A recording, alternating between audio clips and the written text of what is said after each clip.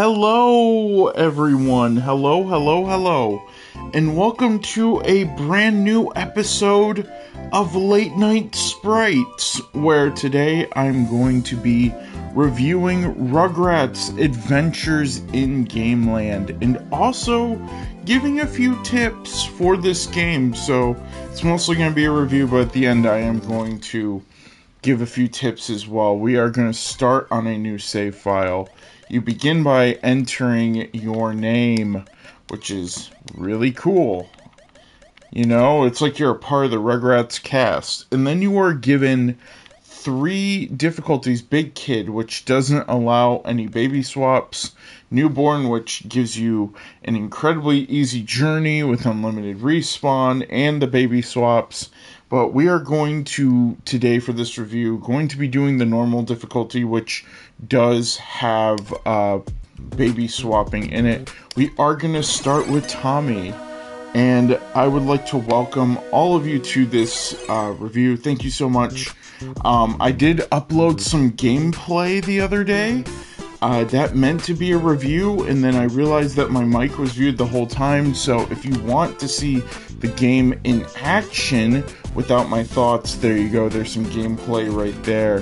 But Rugrats Adventures in Gameland, it takes the Rugrats cast on an epic adventure to collect Reptar coins in order to get a video game, as they describe it.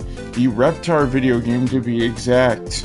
You can play as Tommy, Chucky, Phil, and Lil, and each of them have their own set of abilities that they can use. Lil can float in the air.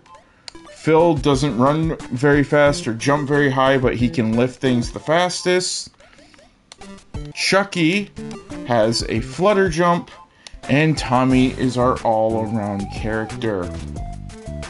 You see, you explore the house and you collect coins and face off against bosses from many different Rugrats episodes. So if you are a fan of the show, there is a lot of really cool fan service to be had here. If you grew up with Rugrats like I did, I grew up watching Rugrats on TV, I saw the movies in theaters, and I had the orange VHS tapes. I have a deep fondness for Rugrats in Paris, where I even played the very, very bad minigame collection that was based on that on Nintendo 64 growing up. But this is basically a day where Grandpa is, I say in quotations, babysitting the cast of the show, and they, well, want a video game, so they are going to break out the playpen and go collect those coins. You get a few little cutscenes. You namely get one at the very beginning of the game and one at the very end of the game, and they're okay. I do wish they were just fully animated, because they do kind of cut back and forth, and as you see here, they also stop after like looping once. So that is a little bit of a bummer. That is the only appearance we get of Susie, by the way, unfortunately. I would say spoiler alert, but there's nothing really worth spoiling here, except for the final boss, who, if you grew up watching Rugrats, you can probably guess who the final boss is. But the kids want this video game where you play as Reptar, you collect coins, you smack a pterodactyl, and you dance around a little bit. And by dance a little bit, I mean you dance for 2 seconds and then the animation stops looping.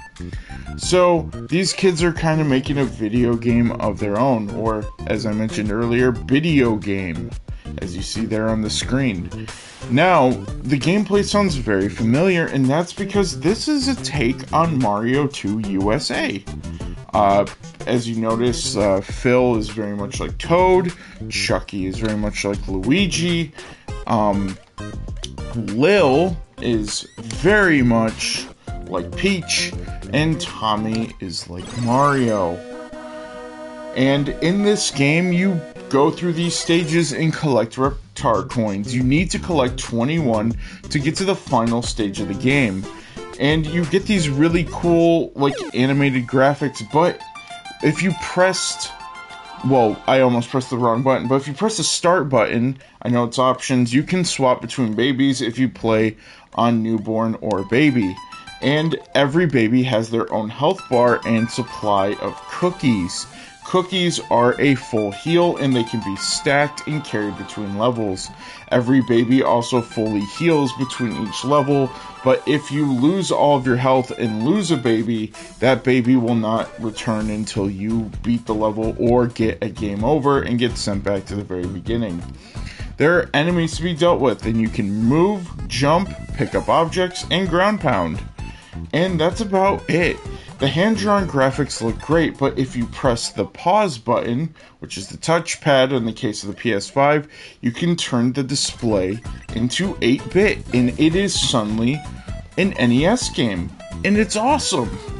You can mix and match the HD music and the 8-bit music and display. So for example, the way I like to do it is that you can have the 8-bit music with the HD display and get that really cool mix and match, or the way I prefer it, the 8-bit display with the HD music. You can either have all of one or a little bit of both, and I think that's great that you can go either all 8-bit, all HD, or a little bit of both. I really enjoyed this game. I did play through and beat it. I have not 100% the game, but getting the platinum on this game seems relatively manageable. You go between the stages, collect the Reptar coins, and Tommy's screwdriver. Tommy's screwdriver is necessary to open the door, and the Reptar coins are essential because you need 21 of them to get to the end of the game by returning to the living room. The final stage is a massive gauntlet with everything that you've learned. So, as I mentioned, before I get to the rest of this review, I have a couple tips. I recommend, honestly, playing a stage that you are familiar with and like, and grinding cookies. Namely, these stages take about, I want to say, 5 to 8 minutes, and they're relatively easy to get through.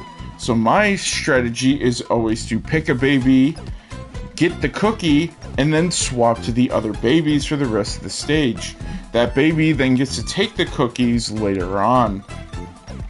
That is an easy way to go into the final stage, which I won't be showing off today, but maybe I'll do a Let's Play or something in the future if you would be interested to see that. I did enjoy recording the gameplay, even though, well, that was supposed to be a review. But, you know, we learn from our mistakes. And I really wanted to get my thoughts out on this game because for a licensed game, this game is very delightful. It's currently running at about $20 to $25 depending on what system it's on. And I believe it's on just about everything. Switch, Steam, PlayStation, and maybe even Xbox. I'm currently playing this on PS5 and it runs incredibly well.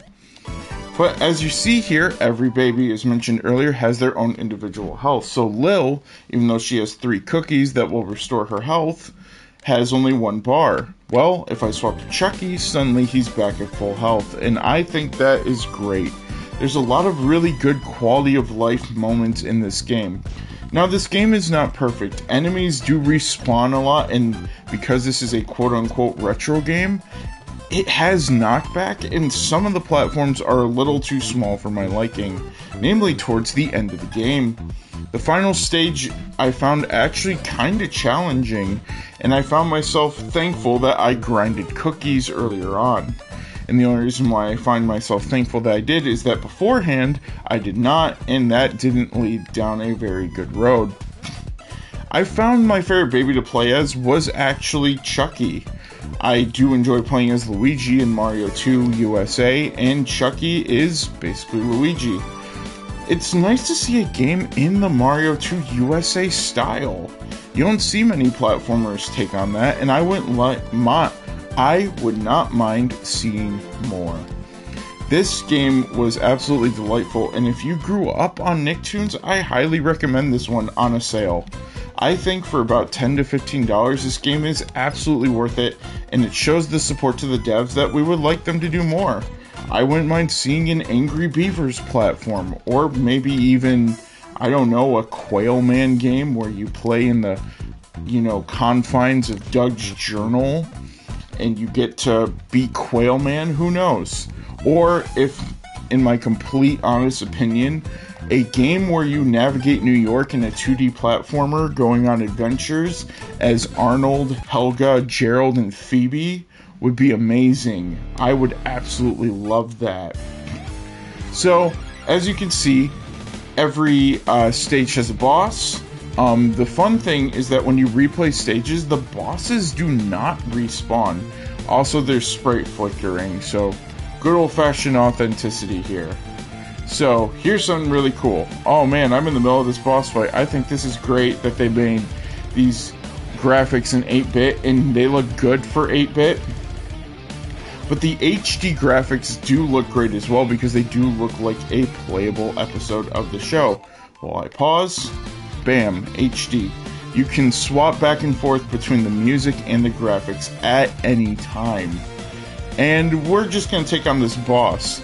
For fans of Rugrats, you may recognize this boss as the baby from the nightmare that Angelica had when Angelica thought she was getting a little sibling.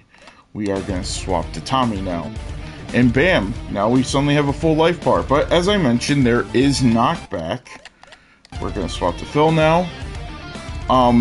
And you can end up losing multiple points of health, which isn't cool. You know what, we're going to use Lil, because my strategy when I was going through the base game was to get a baby with multiple cookies and then take that baby into the boss, because then I could just tank hits and fall off ledges with no problem. This game is relatively easy, except for the final stage.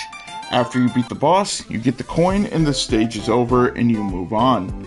As I mentioned, when you replay stages, because you get a free cookie before a boss room, and if you were stockpiling on a baby and swapping to the other ones, then you would see there that, well, it's right there. And then the boss isn't there. When you replay the stage, the boss is marked as defeated. So you either have to, if you want to, re-experience this game completely from the beginning, like a classic NES game, you have to delete your file and start over. There are a couple things holding this back from being truly great, but overall, Rugrats Adventures in Gameland is really fun, and I'm really glad that I played it.